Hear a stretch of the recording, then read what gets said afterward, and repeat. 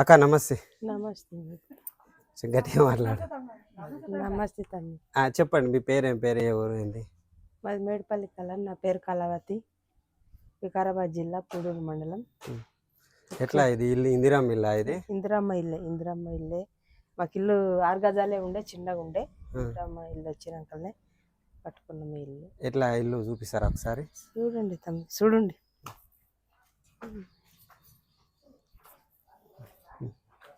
Okay. ఇదేంది? ఇది హాలా? 5 హాళ్ళు. ఇది హాలు, ఇది చిన్న కిచెన్. ఇంత జాగ్రత్త కట్టుకోవాలన్నారు.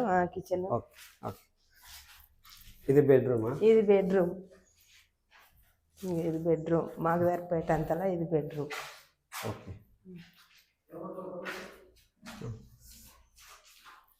అటాచ్ బాత్రూమ్ ఉండాలన్నారు. అది కూడా పెట్టించినాము. ఇంకా నెక్స్ట్ ఉందా ఇంకోటి?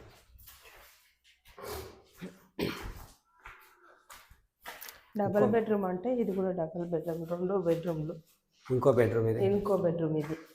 ఆ బెడ్రూమ్ ఈ బెడ్రూమ్. డబల్ బెడ్రూమ్ ఇది మొత్తం. Double bedroom.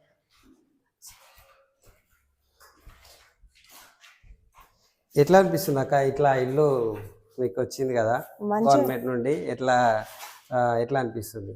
మంచిగానే అనిపిస్తుంది. లేనందుకు ఇచ్చినందుకు. చిన్నగా ఉండే మాకు ఇల్లు. చిన్నగా ఉన్నందుకు ఇల్లు ఇచ్చినందుకు ఇప్పుడు కట్టుకున్న కొంచెం మంచిగా అనిపిస్తుంది. ఓకే.